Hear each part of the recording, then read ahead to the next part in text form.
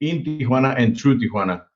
Right now, there's tens of thousands of people, mainly from Central America, waiting in Mexico their asylum requests to the U.S. This is due to a policy called "Remain in Mexico," or with a euphemism, migration protection protocols, which are not really giving any more protection to the migrants, but just expelling them to do the waiting in a very dangerous part of the world, which is the northern border of Mexico.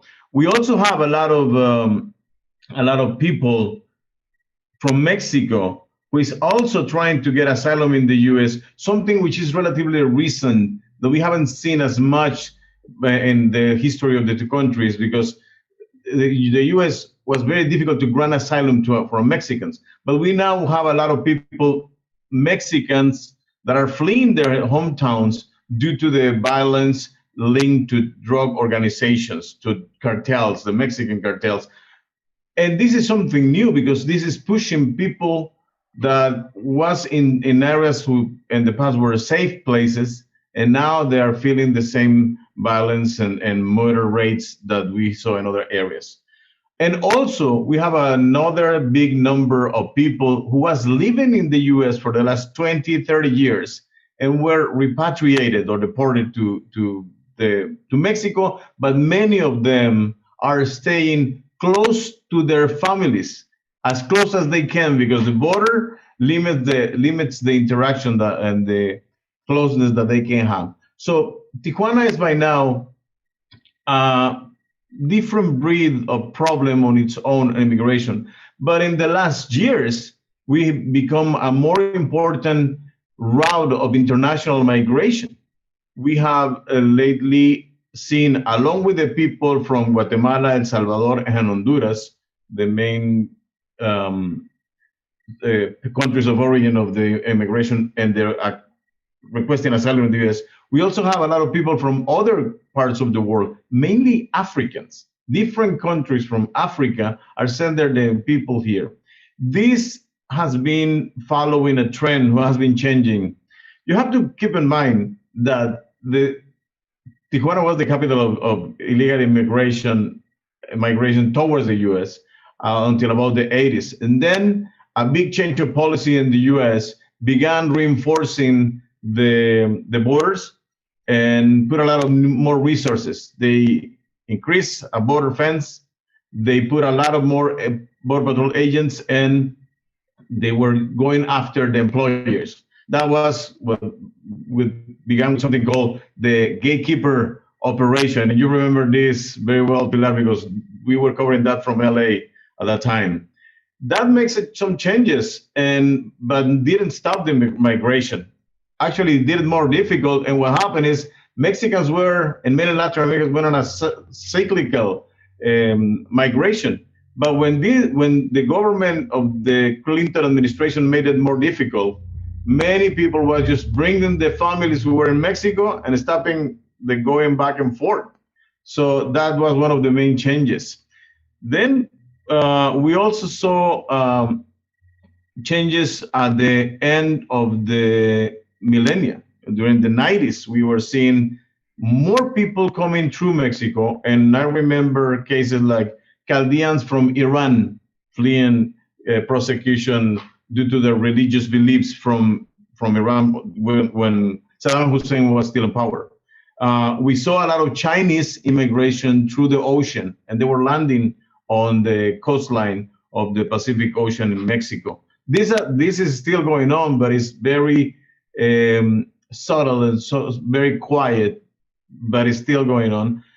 And after the economic crisis of the 2008 in the U.S., we began to see another change, and that along with the economic crisis and the deportation rate that happened with the administration of Barack Obama, we get to what it was called net zero immigration rate. So as much Mexicans were going to the north, that as much Mexicans was coming back to Mexico due to the repatriations and the immigration policies in the U.S. So in 2014, then we have more Central Americans, or what the Border Patrol will call other than Mexicans, being arrested on the southern border of the U.S.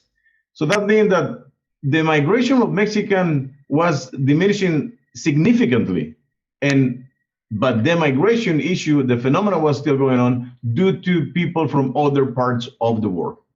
And that takes us to basically what we have seen with began. We saw a big spike on 2004 and 16 with Haitians leaving from Brazil, where Haitians affected mainly for natural disasters. They were able to move to the South America and to Brazil due to the construction of the infrastructure for the Olympics and to the World Cup, soccer World Cup. But when the money ran out, they began moving and they started to move towards the US, and they were traveling through several countries trying to get to the US. And that was when we began to see an increase of the number of people using Mexico as a route to go to the US.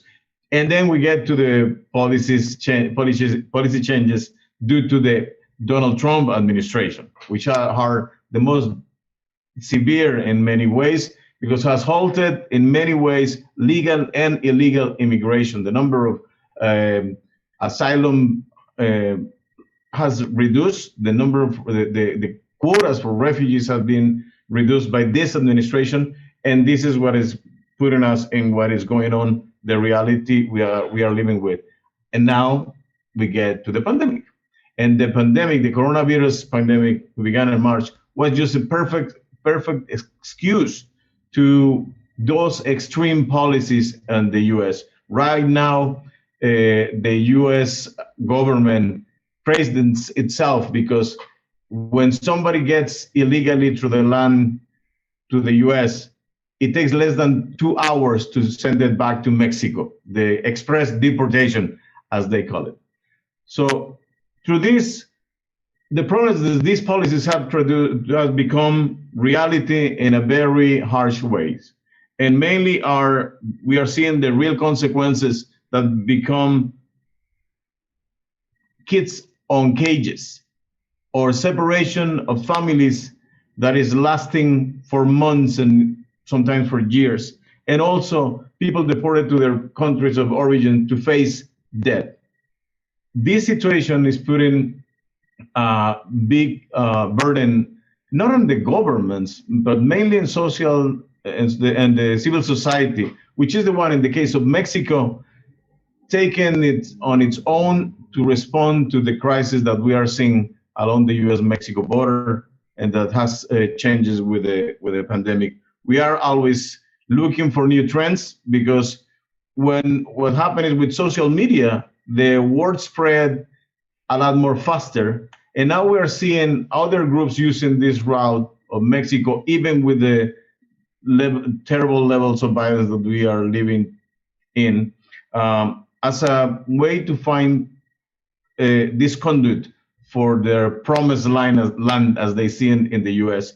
In one case we were talking recently was this smuggling organization of Armenians who began from Moscow to Cancun, which is on the other end of Mexico, and due to the corruption was able to bring them all the way through the more than 4,000 kilometers of extension between Mexico, or the southern Mexico, to the Mexican border. We only find out about that case because, unfortunately, a group of persons very sick was found in the trunk of a car in the San Isidro port of entry, which is the most intense or most busy port of entry in the northern hemisphere. So now we don't know exactly what's the result of what we are seeing due to the pandemic. We know the conditions are more difficult because the surveillance and the control of the border is stronger from the U.S. authorities, and what it's doing is forcing the migrants to take more dangerous routes to trying to get to the U.S. We are seeing an increase of the number of people going through the sea, and so far the last fiscal year, we saw at least 5 people who died on the ocean trying to get across. In the last decade, along the U.S.-Mexico land border, we have seen about 12,000 people who died trying to get to the US. So the only thing that we know for sure right now is that the policies are not facing the tragedy that it's becoming the immigration to this area, the international tragedy, because it's not only Mexicans, but people from many other nationalities. We have seen now Venezuelans now that even though this is the longest route to get to the US from Central America, they're opting for this because they see it as less dangerous than other routes like Tamaulipas or other states or countries in the northeast of the Mexican border. Many people believe, and me among themselves, that one of the first crises that President Biden will have to face is the increase of people trying to get to the US for several reasons. Well, we have seen a little bit of an increase, going back to more normal numbers of immigration from Mexico or from Central America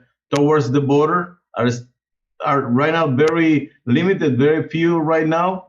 But we believe that with a combination of issues like the economic hardship caused by the pandemic and the close of the economic activities in many of the countries in Central America, many people will have to flee looking for more options. And also, we just have to keep in mind that we just have two terrible hurricanes hitting those areas and making conditions even worse. So they are waiting. They were hoping that many of migrant families were hoping that the Biden was the winner of this election, because they knew that before the pandemic makes it easier, the policies that Donald Trump institutionalized were the ones who were making it more difficult to go across. We have a reduction very significantly for the combination of the